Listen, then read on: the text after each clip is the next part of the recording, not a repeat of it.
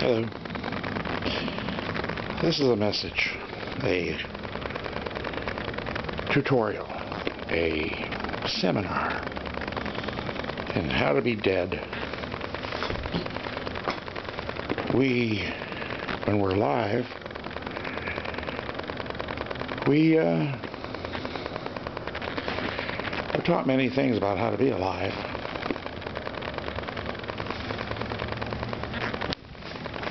We're taught to brush our teeth and say our prayers, and like the old joke says, don't eat yellow snow. Extremely good lessons, all. But what happens when you're dead? We're actually taught to ignore that subject. We don't want to know. We know it's going to happen. We really do. There comes a certain age when we can't avoid it. But we spend every minute of our lives trying to avoid it. Good luck with that. So when we finally become dead, it's quite a confusing jolt to be transported from one reality to another.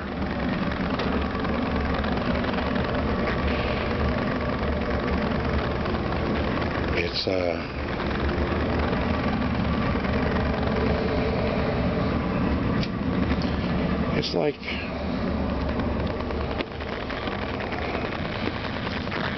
it's like the Twilight Zone, really. I imagine, only worse. The former things have passed away, and there's no contact with them at all, or at least hopefully. But what if there is contact with them?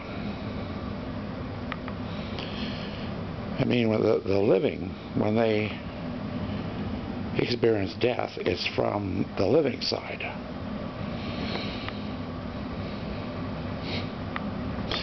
And they know they can't contact them again, or some people think they can.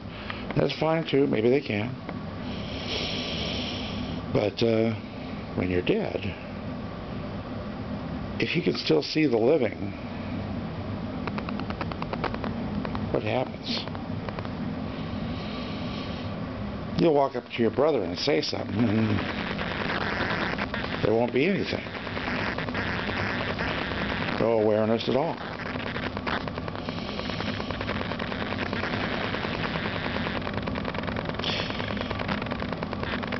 A parent will walk up to their kid and say something parental, and it'll be it'll probably be normal for parents because they're ignored anyway, but everyone else, when you walk up to somebody, you expect a response. The simplest thing in the world, you expect a response from people you walk up to. But that's not going to happen anymore. And it's going to make you scared and angry and it's going to freak you out. And that's what we call normal. To be freaked out by change is really a weird feeling. To be surrounded by the things you had, but now being able to touch them. It'll be weird watching people take them away, and you can't stop them.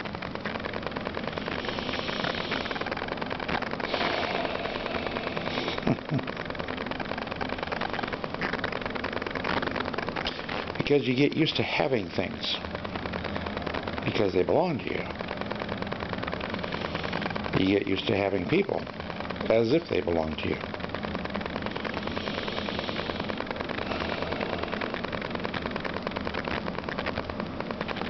You get used to certain expectations because tomorrow belongs to you.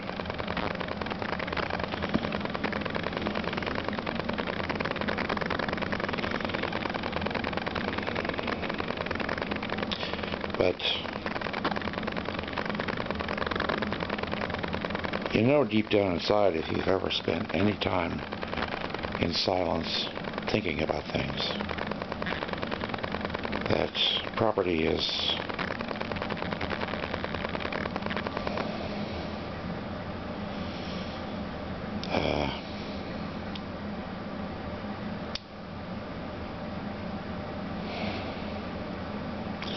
I don't have a word for it. It's ours when it's ours, and then it becomes the property of somebody else's. Whether you give it to a thrift store and somebody else buys it, whether a thief breaks into your car and steals it, our property is, well, the good news is it doesn't define us. That definition goes with us.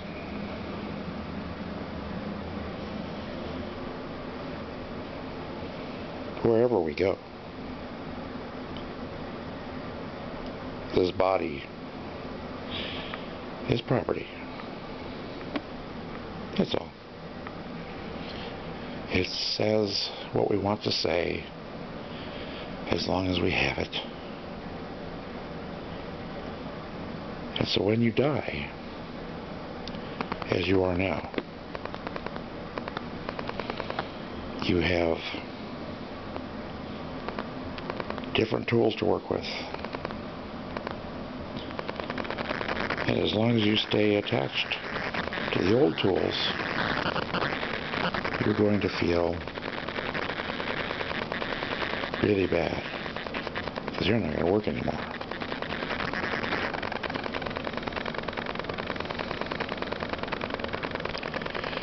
The people you used to know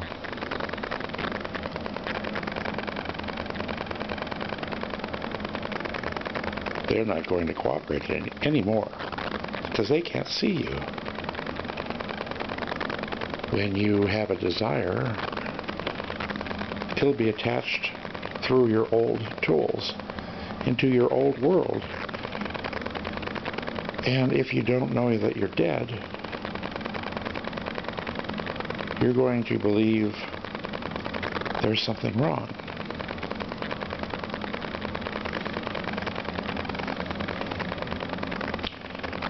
I think there's a lot of invisible people around who believe they're still alive in their old life. And they feel cheated. They feel cheated that they can't have their old things, that their old people are no longer available to them, that their previous loves and expectations are not cooperating. That's the way things will be when you are dead. You can still expect things. You just can't have what you expect. Much like real life.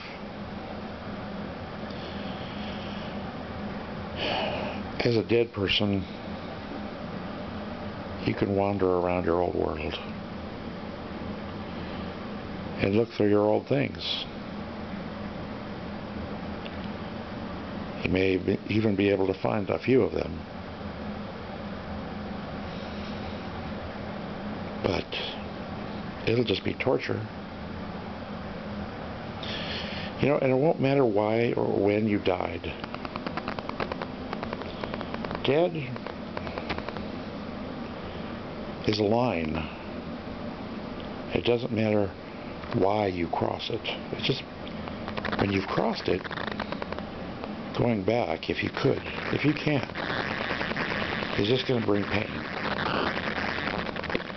It'll bring pain to you, definitely. Because you're trying to be in a world that doesn't belong to you. And if the people still living in the world where you used to live, if they could see you, if your contact with them became communication, imagine the pain that could be caused. Even the happiest message could be interpreted as a fearful thing. I'm sure that's not something you'd want to inflict on somebody.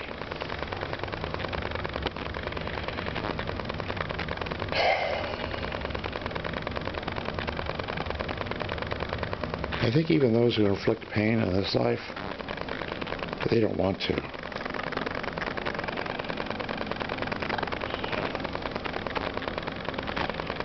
It's the only way they have left to communicate. But anyway, off the subject. When you're dead, it doesn't matter which life you are in. This life is all you have right now. When you are born into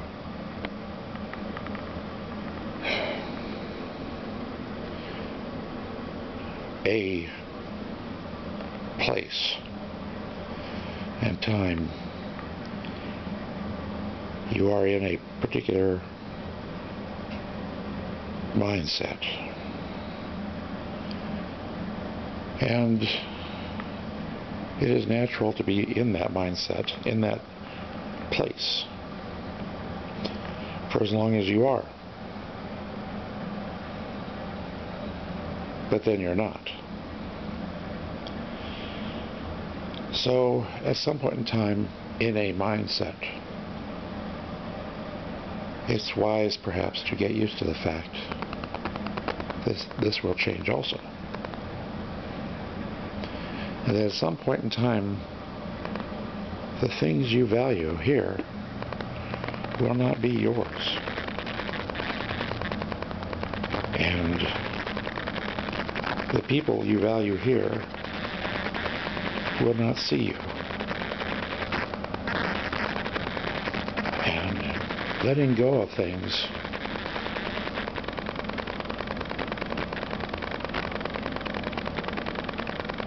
perhaps can be the joy of death.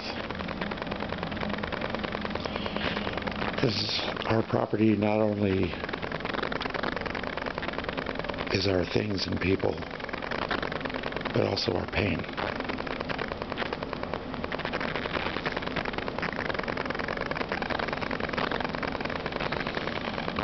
And when you die, it's easy to romanticize the value of things, but you forget, maybe, I know I did, you forget the pain it causes. Like the car that needed constant repair. When you're dead, you think, what a great car. The family, that was an eternal source of not very much fun, suddenly become family. And the dreams that filled you with hope had actually become perhaps nightmares, disappointments.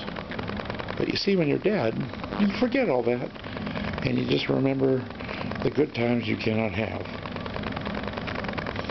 I think the good times are good to remember if you have to remember something. There's nothing wrong with remembering them. But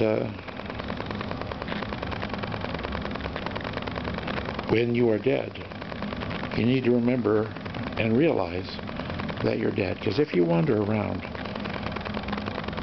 with the assumption that you're still alive in that world, well, you are going to be miserable until you change that, or until it is changed.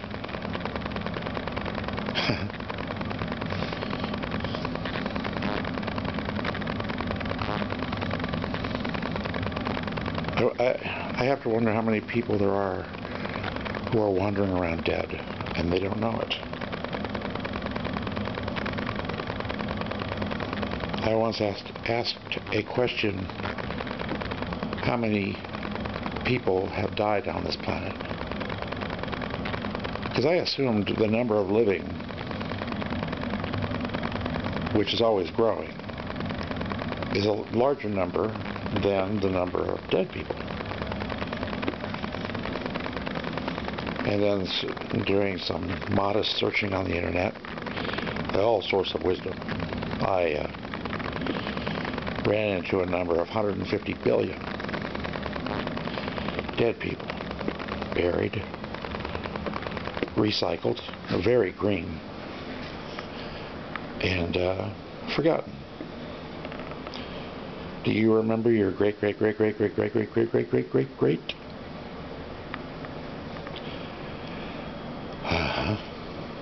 don't remember my great or my grand.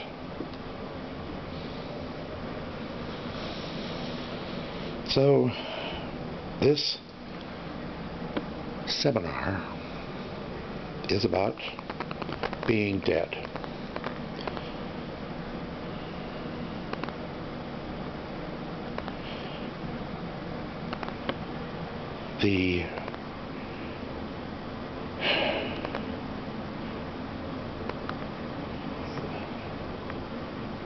There's no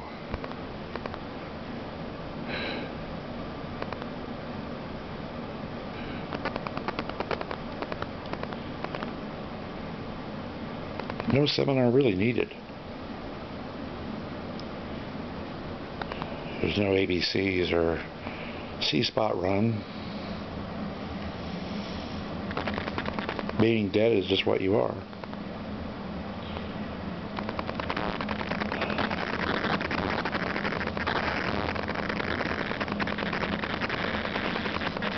The only thing you have to do is know it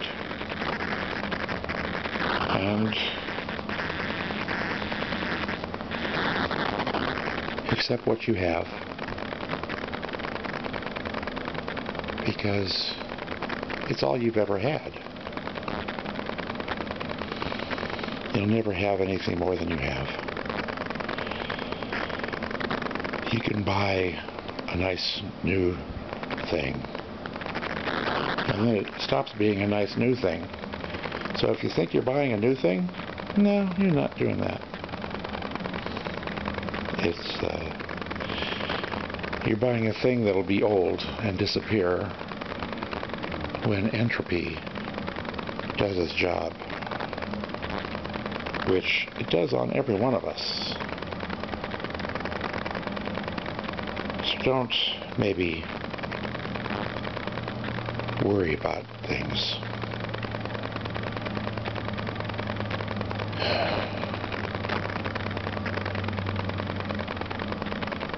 Being dead is what it is for you, I guess.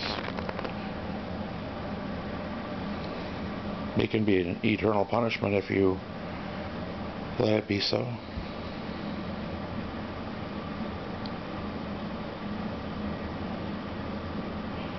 I suppose it can be an eternal joy if you let it be so. But whatever death is, it is. And it is what you are.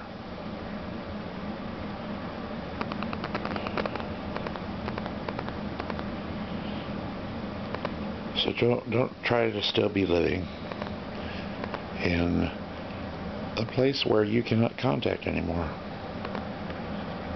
They are invisible to you from now on,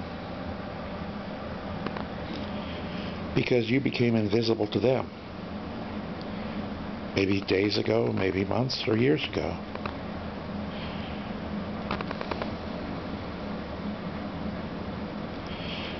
You have now something they don't. You have freedom from what they still have. That's not a bad thing.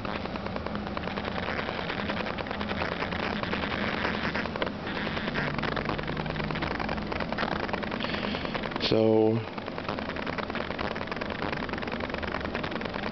if you wish to take one last look around at things,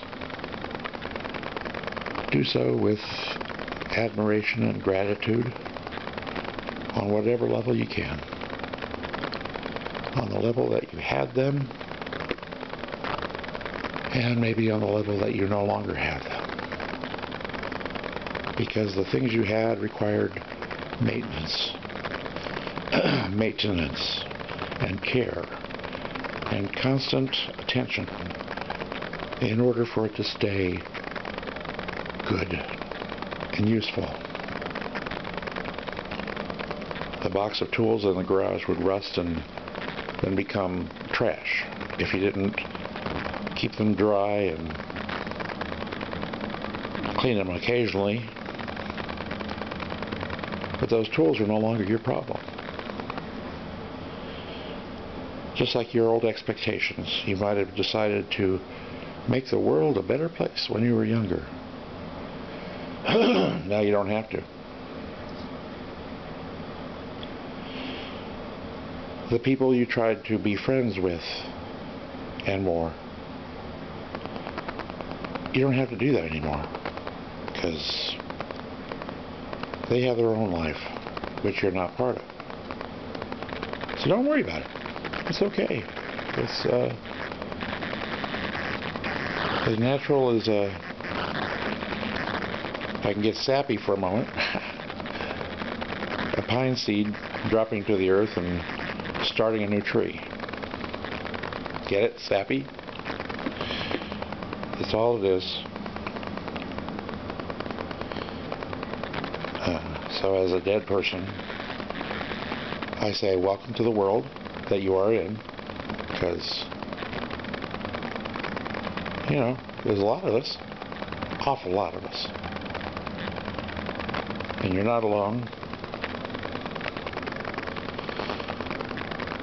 And I think it's maybe time that you leave what was in favor of what is, whatever that is, because you'll never be happy being unable to contact those people you thought were yours. They were never yours. They're just somebody else's at the moment, and that'll change too. It's one of those things about life that sucks, but you don't have that problem anymore because you're not alive. You're dead. So don't worry about things. Dead people don't worry, because worry is attached to things that are not ours anymore.